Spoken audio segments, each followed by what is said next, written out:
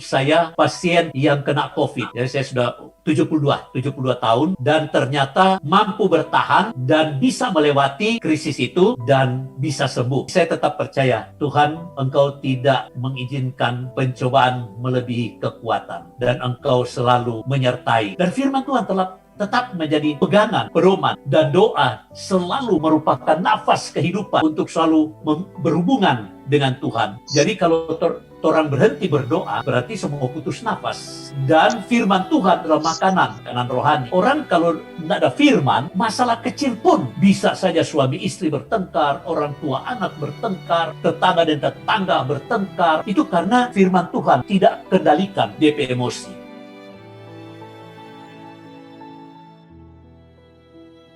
Dan kami mau berbincang dengan firman Tuhan.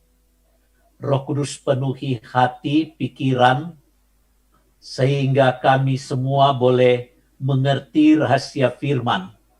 Kami selalu menyadari bahwa daya nalar kami natural adanya, alamiah terbatas. Firman-Mu supranatural adanya.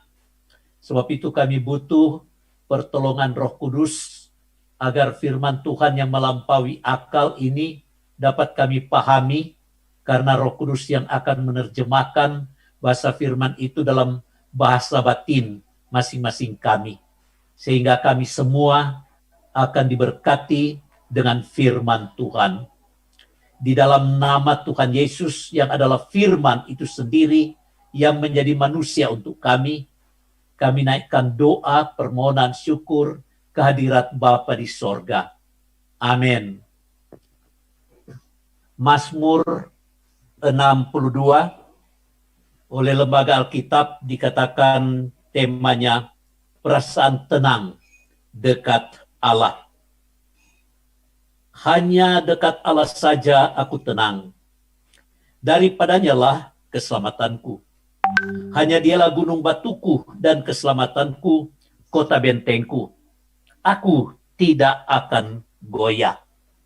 Berapa lamakah kamu hendak menyerbu seseorang, hendak meremukkan dia, hai kamu sekalian, seperti terap dinding yang miring, terap tembok yang hendak roboh.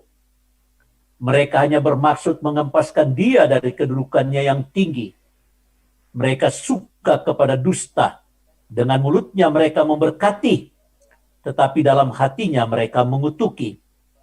Hanya pada Allah saja kiranya aku tenang, sebab daripadanya lah harapanku. Hanya dialah gunung batu dan keselamatanku, kota bentengku. Aku tidak akan goyah. Pada Allah ada keselamatanku dan kemuliaanku. Gunung batu kekuatanku, tempat perlindunganku ialah Allah.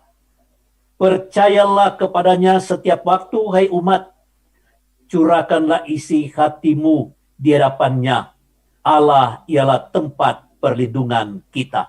Demikian jauh pembacaan firman Tuhan. Diberkatilah semua kita dengan janji-janji firman Tuhan yang besar, ajaib itu. Dari pembacaan ini menceritakan pergumulan dari pemazmur ketika dia menghadapi badai kehidupan, ya. Di sini dikatakan bahwa ketika Raja Daud menjalani kehidupannya, banyak musuh. Sejak dia masih muda, sebenarnya dia sudah punya prestasi-prestasi, tetapi orang-orang yang berprestasi biasanya juga banyak orang yang cemburu. Itu faktor-faktor manusiawi. Dan di mana-mana saja, orang seringkali hidup bersaing. Jadi persaingan-persaingan yang tidak sehat selalu mendatangkan kecemburuan dan ingin mau menjatuhkan satu dengan yang lain.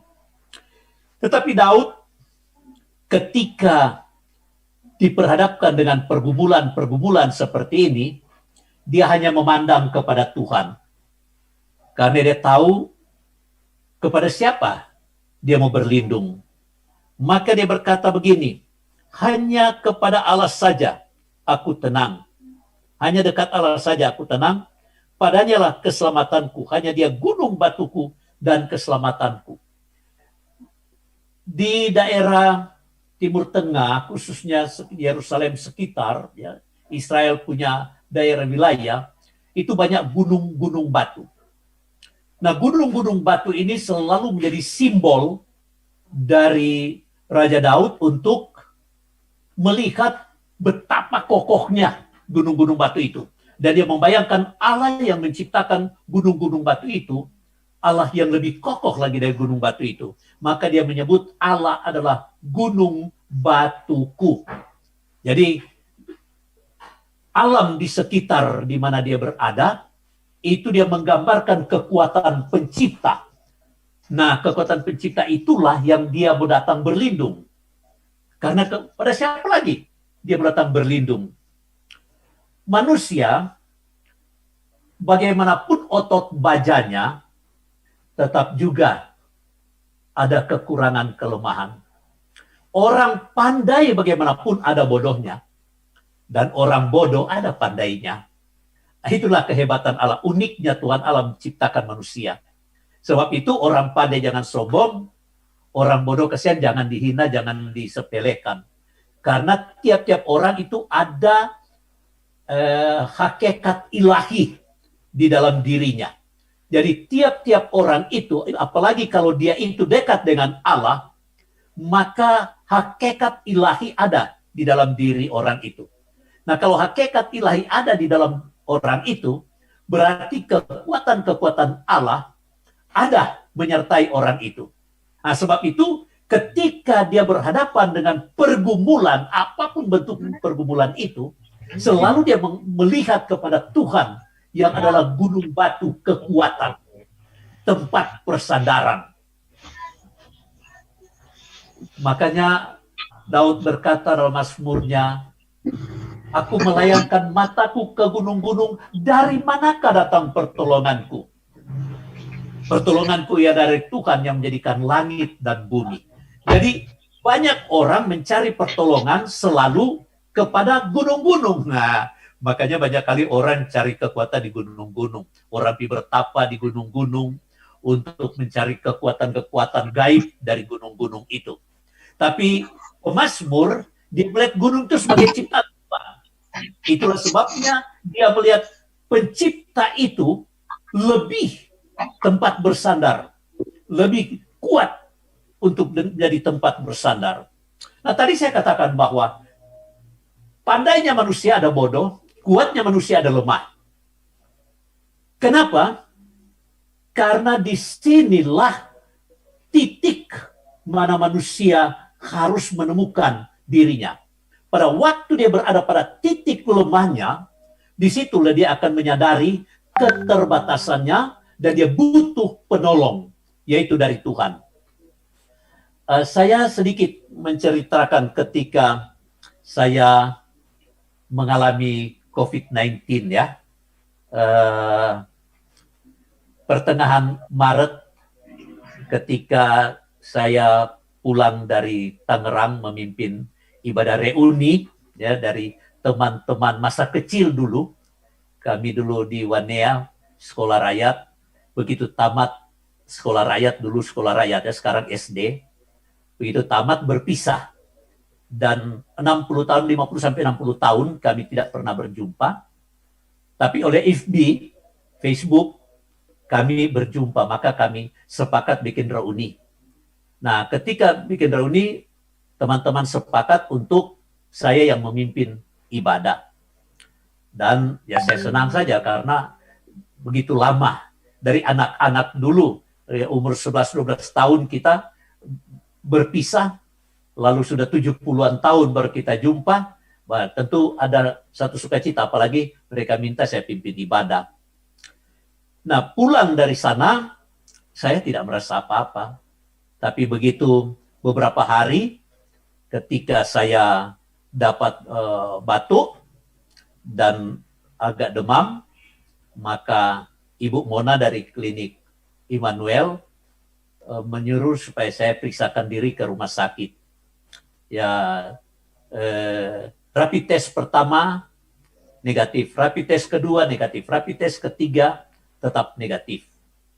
Tapi karena saya makin parah, lalu dikirim ke rumah sakit Malalayang.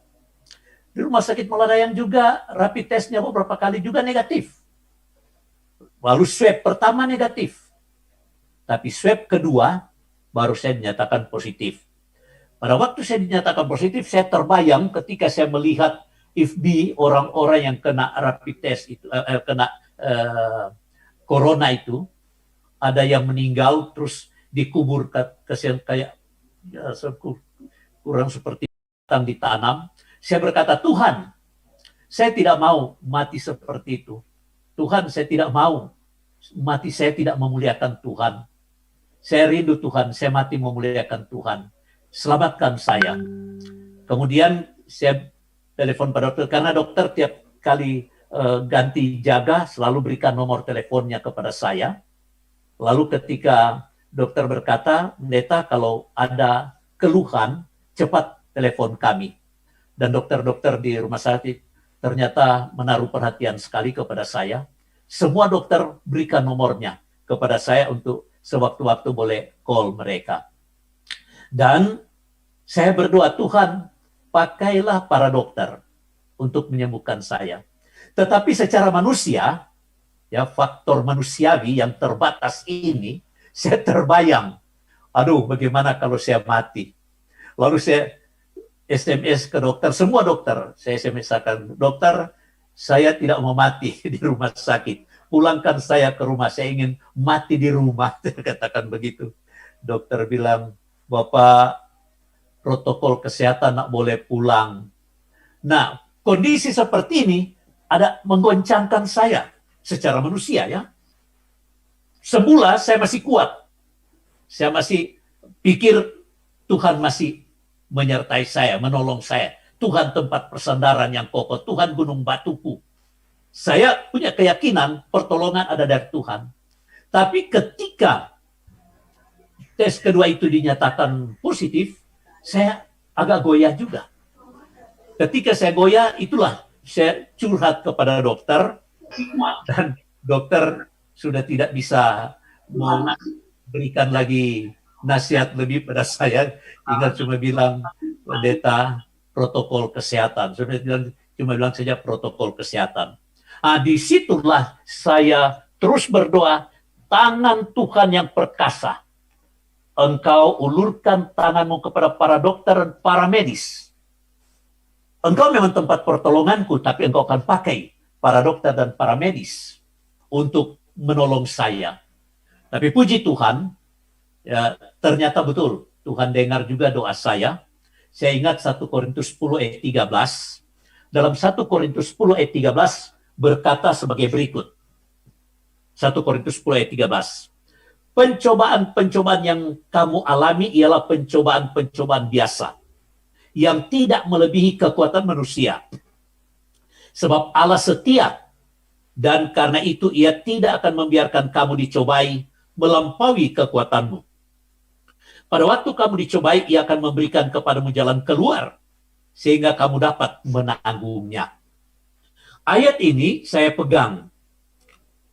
Memang ayat ini pernah saya goncang dulu waktu saya sebelum masuk sekolah teologi, sampai-sampai saya memprotes pada Tuhan. Saya katakan, Tuhan bilang tidak mencobai lebih dari kekuatan. Sekarang saya sudah tidak mampu. Tapi karena Tuhan sudah berikan pertolongan pada waktu itu, maka ketika saya menghadapi kegoncangan di rumah sakit itu, saya ingat ayat ini dan saya tidak meragukan lagi. Dan saya percaya bahwa Tuhan memberikan kepada pencobaan ini tidak melebihi kekuatan, walaupun secara manusia ya memang sudah terbayang itu maut. Ketika sudah menjalani hampir sebulan, maka di swab lagi kepada saya, 2 kali berturut-turut dinyatakan negatif. Ketika dinyatakan negatif, lalu dokter datang.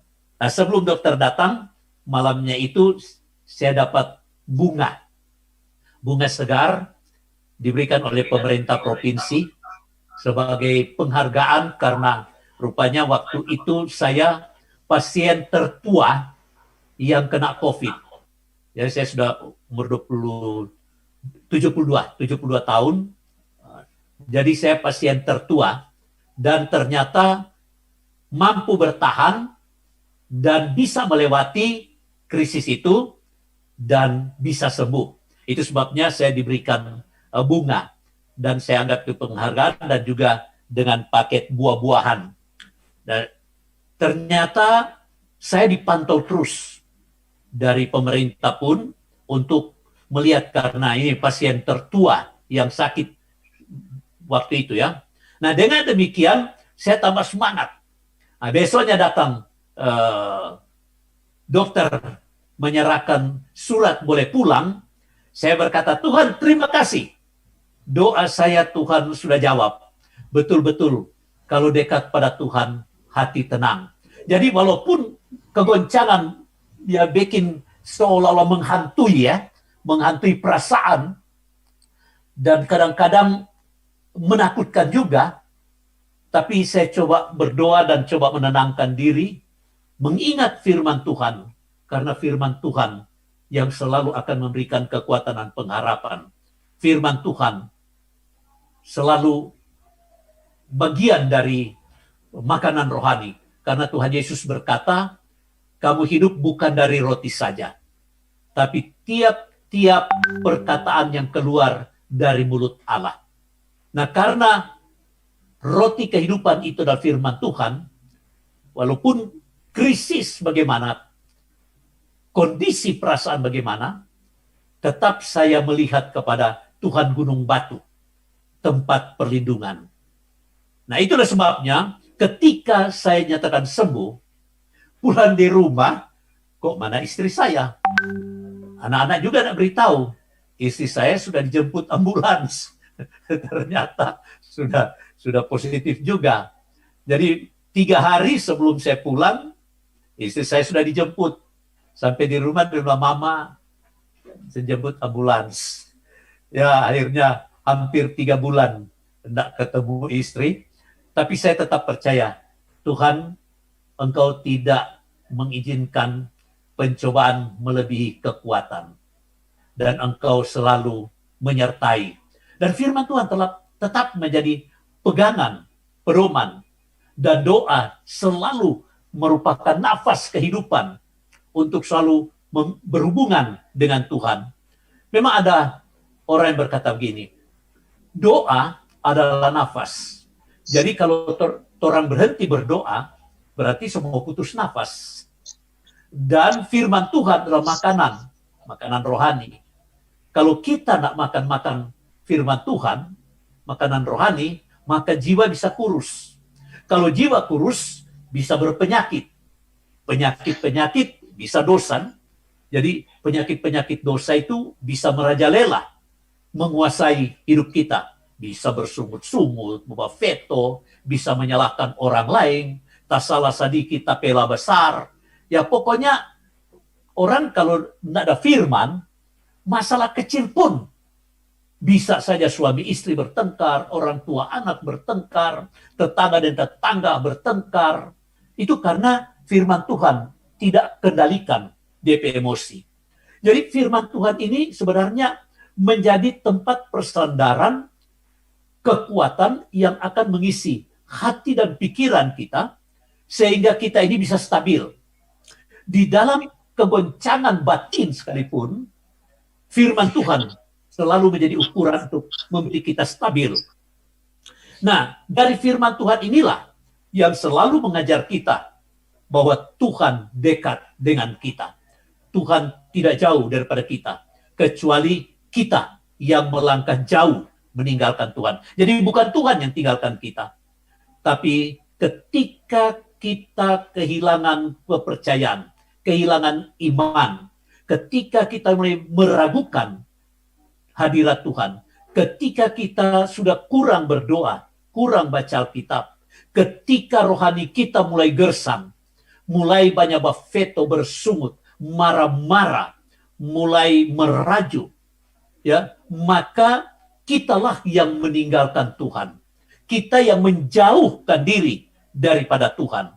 Nah, kalau kita menjauhkan diri daripada Tuhan, maka magnet, ya, kekuatan ilahi yang ada di dalam diri kita otomatis berkurang. Sebab di dalam melawan dosa, di dalam melawan krisis, di dalam melawan keputusasaan, di dalam melawan kekhawatiran, ya, itu cuma bisa firman Tuhan.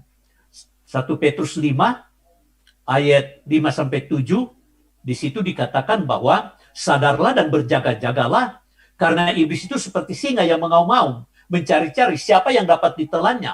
Tapi firman Tuhan bilang, lawanlah dia dengan iman yang teguh. Jadi cuma firman Tuhan yang mengajar kita untuk kita teguh, dan dengan kita teguh dengan firman Tuhan, maka kita mampu melawan kegoncangan, kekhawatiran, ya, persungutan, kehilangan pengharapan. Itu kita bisa lawan dan kita bisa tampil sebagai pemenang. Paulus berkata dalam Roma 8 ayat 37, kita umat lebih dari seorang pemenang. Ya, bagaimana tuh lebih dari seorang pemenang? Saya tergambar kepada petinju Indonesia ketika bertinju di Jepang, Chris John, maka pertarungan keras, petinju Jepang memukul Chris John sampai picah-picah, berdarah-darah. Tapi Chris John pukul petinju Jepang, bangka-bangka, tidak picah lebam, bangka-bangka. 12 ronde pertarungan terjadi, lalu wasit mengumpulkan nilai-nilai dari para juri, dan diumumkan Chris John menang angka. Ketika Chris John diumumkan menang angka, dia diberikan hadiah dan diberikan juga uang sebagai, ya, kompensasi, ya, dia punya kemenangan. Setelah penyerahan hadiah, dua-dua dibawa lari ke rumah sakit. Baik Chris John maupun petinju Jepang sama-sama dibawa ke rumah sakit. Dan oleh media, baik televisi maupun koran, menyatakan bahwa Chris John mengalami 17 jahitan. Dan setelah selesai perawatan di rumah sakit, dipulangkanlah dia ke Indonesia. Ketika dibawa ke Presiden SBY waktu itu, maka ketika SBY mau peluk dia, SBY bilang, John, SBY melihat ada jahitan-jahitan di wajahnya, lalu kemudian SBY memberikan juga bantuan sehingga Chris John melengkapi hadiahnya, bawa pulang kepada istrinya, 1,5 M. Nah, pada waktu itu, sampai kepada istrinya, istri berkata begini pada Chris John, Pap, aku bangga, engkau seorang pemenang.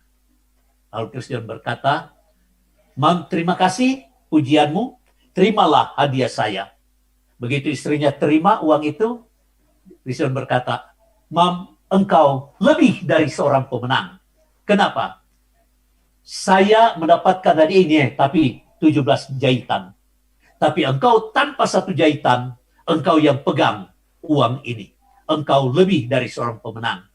Nah, kita tidak pecah sengsara seperti Kristus yang hancur badannya di kayu salib, dicambuk, dipukul, picah-picah sampai mati di kayu salib. Tapi Yesus yang mati di kayu salib itu menanggung penderitaan dan dosa kita. Ketika dia bangkit dari antara orang mati, dia memproklamasikan kemenangan, dan dia memberikan kuasa kemenangan itu, kuasa ilahi itu kepada setiap orang yang percaya.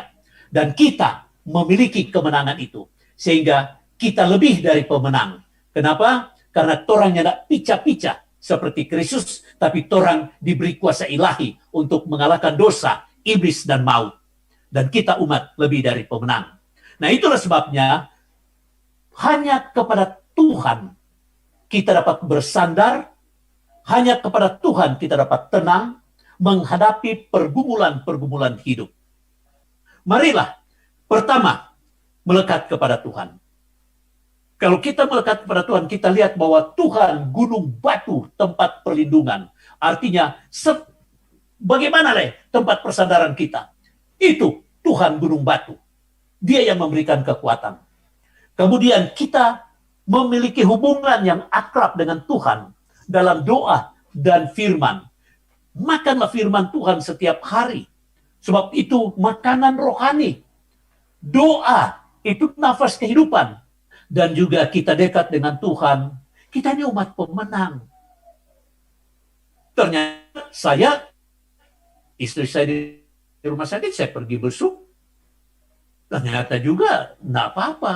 Ya. Dan orang ya karena pendeta so ada kebal kata.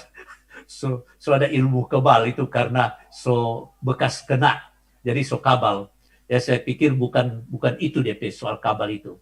Tetapi karena kita melekat kepada Tuhan, kita meyakini firman Tuhan. Tuhan tempat perlindungan, Tuhan tempat persandarannya kokoh. Maka kita tidak akan goyah kepada berita-berita. Nah, marilah kita jangan dihantui oleh berita-berita yang menakutkan. Karena kita ini bukan diberikan roh ketakutan. Kita diberikan roh kekuatan yang selalu memberikan semangat untuk kita maju. Firman Tuhan kita pegang. Kehidupan doa dekat dengan Tuhan kita pegang.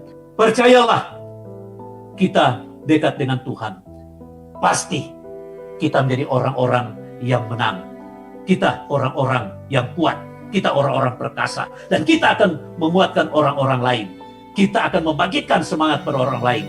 Jangan patah semangat karena berita-berita. Tapi marilah kita jalani kehidupan ini dengan kemenangan. Karena ada kuasa ilahi di dalam diri kita. Tuhan Yesus Sang Pemenang akan terus bersama dengan kita. Tuhan Yesus menyertai kita sekarang dan seterusnya. Haleluya. Amin. Tuhan Yesus berkati.